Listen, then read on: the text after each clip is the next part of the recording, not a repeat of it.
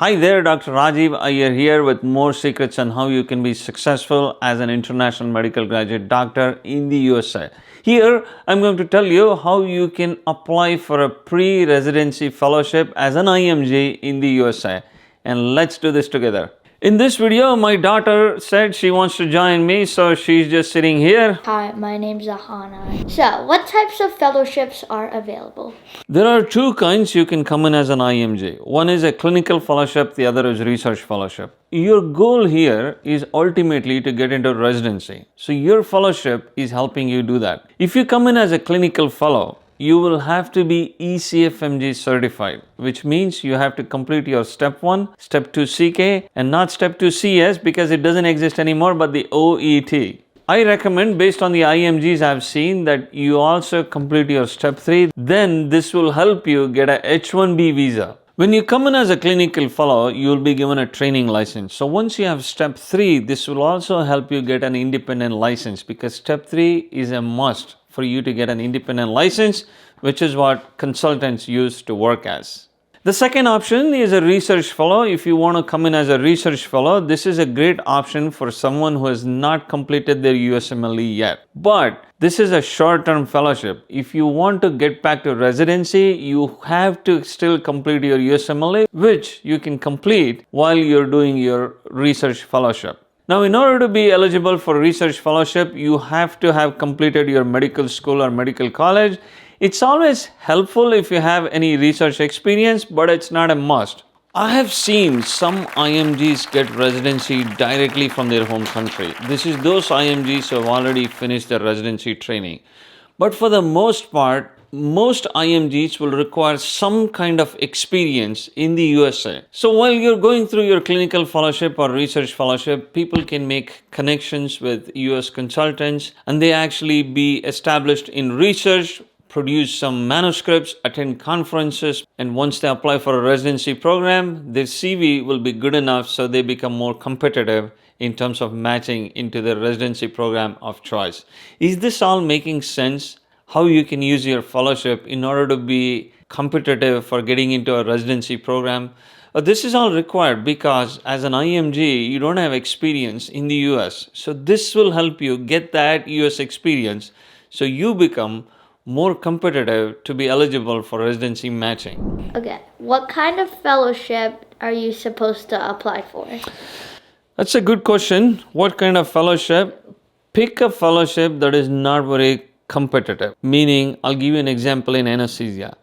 Do not pick something in pain medicine, pediatric anesthesia, or cardiac anesthesia because this is very hard for an IMG to get. This way, you can increase your chances of getting a fellowship. Okay, where do I apply for fellowship? Well, not all the programs will take IMGs. Getting into a fellowship is not easy. However, what you can do is you can pick those places that most people do not want to go to. I'll give you an example. If you think of New York State, don't pick New York City because everybody wants to go to New York City. Instead, pick up other parts of New York. For example, you can pick Buffalo or you can pick upstate New York, and these are places that tend to be less competitive and less number of US graduates go to. Again, I'm not saying it's super easy to get there. It is still difficult, but at least your chances would be much better than getting in New York City. Same thing for other states. Try not to pick a bigger and a well-known city for your fellowship. Is that making sense? Post in the comments if you have any questions. Also, if you live in one of those places, just let me know. I need to know that. Just saying. Buffalo is a great place. You're right next to Niagara Falls. I So said that. you can go to Niagara Falls all the time. Also, if you live there, let me know. How much salary do I get?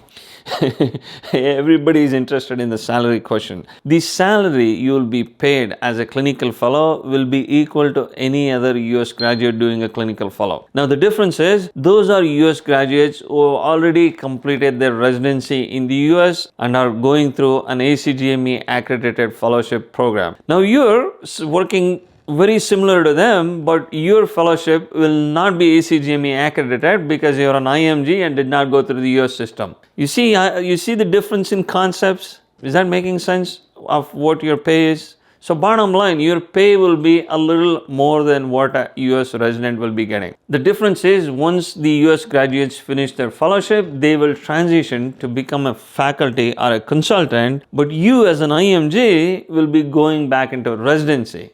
And subsequently, you can once again do a fellowship, or you can use this fellowship and then continue to serve as a consultant after your primary residency training. You're not going through the matching process even though this is a clinical fellowship because your fellowship will not be ACGME accredited. Question. How do I apply for fellowship? Okay, to apply for fellowship, whether it's a research fellowship or a clinical fellowship, you write to the program director in an email, and in that email you attach two things. One is your personal statement and the second is your CV.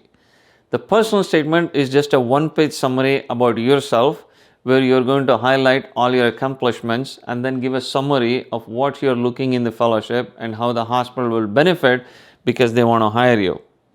Is that making sense? Sure.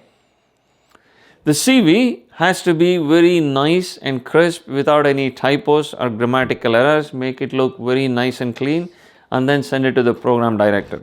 The one additional difference is if you're applying for clinical fellowship, you should attach your ECFMG certification because without ECFMG, you will not get a clinical fellowship. That's sad.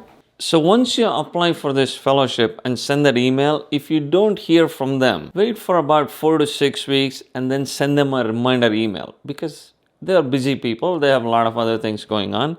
And let's say you don't hear from them for 4 more weeks. Pick up your phone and make a phone call and just call them once. Hello. Don't keep calling them again and again. If you don't hear from them, essentially means they are not interested in your application. So you can move on to our next program. I hope you learned something from this video that you didn't know earlier.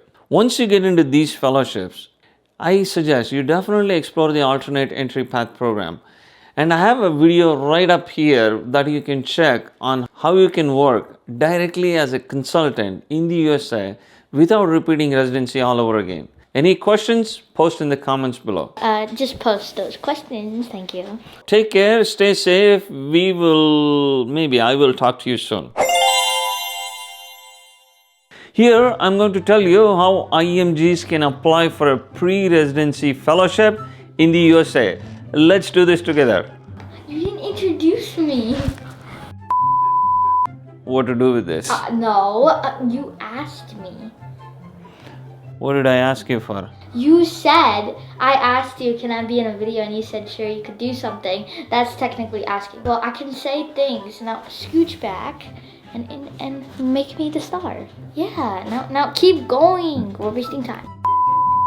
Well, this is my daughter. I have a guest here today who wanted to be in the video. I'm still not sure. No. Say hi there. And today my daughter will be joining me in this video. And then I'll say hi. My name's Ahana. And then you say. Today my daughter is going to be joining me in this video. Sup. My name's Ahana. Okay, great. Now I strongly recommend. Oh, that's my phone. Don't take my space. Also, don't forget, I was the star, and I will talk to you soon. Okay, let's see. Bye, take care. Yeah, bye.